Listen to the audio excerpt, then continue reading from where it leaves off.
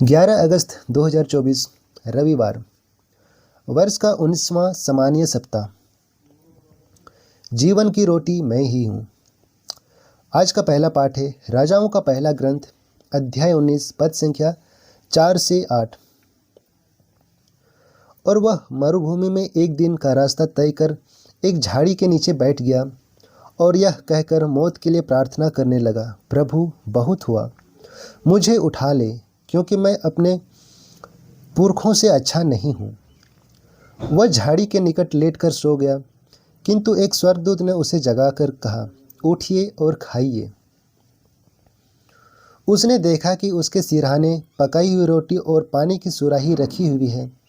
उसने खाया पिया और वह फिर लेट गया। किंतु प्रभु के दूत ने फिर आकर उसका स्पर्श किया और कहा, उठिए और खाइए, नहीं तो रास्ता आपके लिए अधिक लंबा हो जाएगा। उसने उठकर खाया पिया और वह उस भोजन के बल पर 40 दिन और 40 रात चलकर ईश्वर के पर्वत होरेब तक पहुंच गया। यह प्रभु की वाणी है। ईश्वर को धन्यवाद। दूसरा पाठ एफिसियों के नाम संत पौलुस का पत्र, अध्याय 4, पद संख्या 30 और अध्याय 5, वर्ष 2। पवित्र आत्मा ने मुक्ति के दिन के लिए आप लोगों पर अपनी मोहर लगा दी है। आप उसे दुख नहीं दें। आप लोग सब प्रकार की कटुता, उत्तेजना, क्रोध, लड़ाई झगड़ा, परनिंदा और हर तरह की बुराई अपने बीच से दूर करें। एक दूसरे के प्रति दयालु तथा सरल हृदय बने। जिस तरह ईश्वर ने मसीह के कारण आप लोगों को क्षमा कर दिया, उसी तरह आप भी एक दूसरे को क्षमा करें। आप लोग ईश्वर के प्रिय संतान हैं, इसलिए उसका अनुसरण करें और प्रेम के मार्ग पर चलें, जिस तरह मसीह ने अपने लोगों को प्यार किया और सुगंधित भेंट कर बलि के रूप में ईश्वर के प्रति अपने को हमारे लिए अर्पित कर दिया, जैसा कि संतों के लिए उचित है। आप लोगों के बीच किसी प्रकार के व्यभिचार और अशुद्धता अथवा लोभ की चर्चा तक ना हो, और एक भद्दी, मूर्खतापूर्ण या अश्लील बातचीत, क्योंकि यह अशोभनीय है, बल्कि आप ईश्वर को धन्यवाद दिया करें। आप लोग यह निश्चित रूप से जान लें कि कोई व्यभिचारी, लंपट या लोभी जो मूर्ति पूजक के बराबर है, मसीह और ईश्वर के राज्य का अधिकारी नहीं होगा।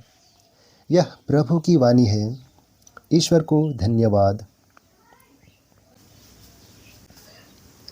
संत योहन का सुसमाचार, अध्याय 6, पद संख्या 41 से 51 तक। ईसा ने कहा था, स्वर्ग से उतरी हुई रोटी मैं हूँ। इस पर यहूदी यह कहते हुए भुनभुनाते थे, क्या वह यूसुफ का बेटा नहीं है? हम इसके माँ बाप को जानते हैं, तो यह कैसे कह सकता है, मैं स्वर्ग से उतरा हूँ?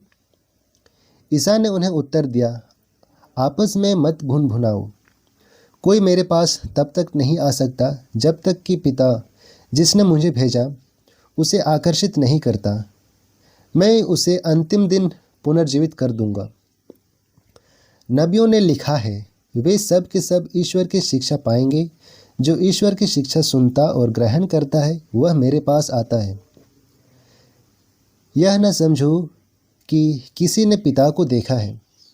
जो ईश्वर की ओर से आया है, उसी ने पिता को देखा है। मैं तुम लोगों से यह कहता हूँ, जो विश्वास करता है उसे अनंत जीवन प्राप्त है। जीवन की रोटी मैं हूँ। तुम्हारे पूर्वजों ने मरुभूमि में मन्ना खाया, फिर भी वे मर गए।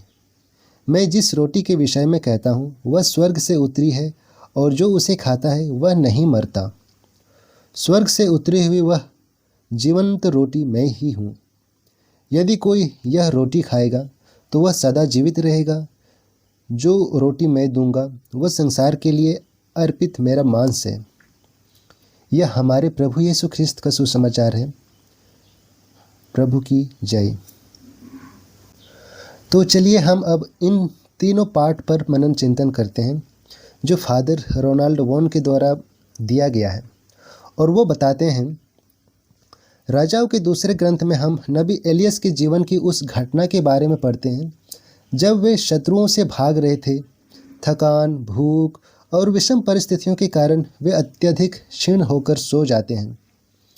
इस दौरान स्वर्गदूत ने उन्हें जगाते हुए रोटी और जल प्रदान करते हैं। इस प्रकार ईश्वर स्वयं नबी को रोटी प्रदान करते हैं, जो कि हम पढ़ते हैं राजाओं का पहला ग्रंथ, जो कि अध्याय 19 4 से 8वें पद पर हम इसे पढ़ते हैं।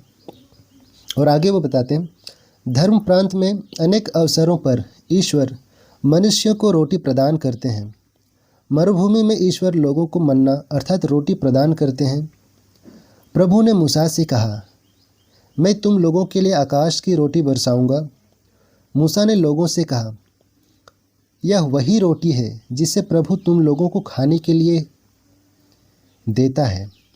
इसे हम पढ़ सकते हैं निर्गमन ग्रंथ में अध्याय 16 उसके वर्ष 4 और 15 पर हम इसे पढ़ सकते हैं। जब नबी दानियल को सिंहों के खरड़ में डाल दिया गया था तो ईश्वर नबी हबक्कुक को दानियल के लिए भोजन ले जाने को कहते हैं। प्रभु के दूत ने हबक्कुक से कहा, अपने पास का यह भोजन बाबुल के सिंहों के खड्ड में दानियल के पास ले जाओ। इसी प्रकार प्रभु सरप्त की विधवा को भी अकाल के दौरान रोटी प्रदान करते हैं। इस्राएल का प्रभु ईश्वर यह कहता है, जिस दिन प्रभु पृथ्वी पर पानी न बरसाए उस दिन तक ना तो बर्तन में आटा समाप्त होगा और न तेल की कुप्पी खाली होगी। और इसे हम पढ़ सकते हैं राजाओं का पहला ग्रंथ अध्याय 17 और उसके 14वें पद पर हम इसे पढ़ सकते हैं। सुसमाचार में प्रभु यीशु रोटी के चमत्कार के द्वारा लोगों के लिए रोटी का प्रबंध करते हैं। इसे हम पढ़ सकते हैं मत्ती के सुसमाचार अध्याय 14 पद संख्या 13 से 21 और मार्कुस के सुसमाचार में भी अध्याय 6 पद संख्या 30 से 44 और ऐसे ही लूकस और योहन के सुसमाचार में भी हम पढ़ सकते हैं। योहन के सुसमाचार में अध्याय 6 पद संख्या 41 से 51 में यीशु समझाते हैं कि जो रोटी मरुभूमि में उन्हें प्रदान की गई थी वह रोटी सचमुच में ईश्वर ने प्रदान की थी, किंतु वह भोजन मात्र था जिसका उद्देश्य शारीरिक भूख मिटाना था। वह रोटी उन्हें अनंत मृत्यु से बचाने में असमर्थ थी। तुम्हारे पूर्वजों ने मरुभूमि में मन्ना खाया, फिर भी वे मर गए। किंतु यीशु आगे कहते हैं, स्वर्ग से उतरी हुई वह जीवंत रोटी मैं हूँ। यदि कोई वह रोटी खाए तो वह सदा जीवित रहेगा। यीशु ने शिष्यों के साथ अपने भोज के यूखारिस्त की स्थापना करते हुए पुनः अपने शरीर को रोटी के रूप में घोषित किया, यह मेरा शरीर है जो तुम्हारे लिए दिया जा रहा है, यह मेरी स्मृति में किया करो। इसे हम लूकस के सुसमाचार में अध्याय 22 के वर्ष 19 में देख सकते हैं और मत्ती के अध्याय 26 के पद 26 में भी हम इसे देख सकते हैं।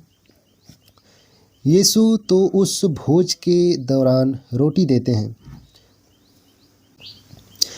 यीशु तो उस भोज के दौरान रोटी देते हैं, किंतु कलवारी पर वह अपने शरीर, जिसे उन्होंने रोटी कहा था, को क्रूस पर चढ़ाकर सचमुच में अपने शरीर को वह रोटी बना देते हैं जो हम विश्वासियों को मुक्ति प्रदान करेगी। जो यीशु को रोटी के रूप में ग्रहण करता है वह अपने जीवन में क्रूस की शिक्षा को भी अपनाता है। इसके द्वारा वह सदैव प्रभु में जीवित रहता है तथा प्रभु उसमें। इस विश्वास के द्वारा हम जीवन की सारी अनिश्चितताओं एवं विपत्तियों पर विजय प्राप्त कर सकते हैं। यीशु जो स्वर्ग से उतरी जीवंत रोटी के रहस्य हैं, उनको समझने के लिए विश्वास की आवश्यकता पड़ती है जो केवल पिता ही दे सकता है। कोई मेरे पास तब तक नहीं आ सकता जब तक कि पिता जिसने मुझे भेजा है उसे आकर्षित न करे। इसलिए मैंने तुम लोगों से यह कहा कि कोई भी मेरे पास तब तक नहीं आ सकता जब तक उसे पिता से यह वरदान न मिला हो। इसलिए हमें यीशु में ईश्वरीयता को पहचानने तथा उसे स्वीकार करने के लिए विश्वास के वरदान के लिए पिता से प्रार्थना करना चाहिए तथा सांसारिक सोच से ऊपर उठकर यीशु को अपनाना चाहिए। यहूदी यीशु को मात्र मनुष्य समझते और तिरस्कृत करते हैं। क्या यह यूसुफ का बेटा नहीं है? हम इसके माँ बाप को नहीं जानते? तो यह कैसे कह सकता है कि मैं स्वर्ग से उतरा हूँ? ऐसी सांसारिक सोच के विरुद्ध संत पौलुस चेतावनी देते हैं। यदि मसीह पर हमारा भरोसा इस जीवन तक ही सीमित है, तो हम सब मनुष्यों में सबसे अधिक दयनीय है। कई बार हमारी सोच इस नश्वर संसार तक सीमित रहती है। इस प्रकार हम यीशु में अनंत जीवन के महान रहस्य को समझने में विफल होकर भटकते रहते हैं। आइए हम विश्वास के वरदान के लिए प्रार्थना करें तथा यीशु जो जीवंत रोटी है को ग्रहण कर अनंत जीवन प्राप्त करें।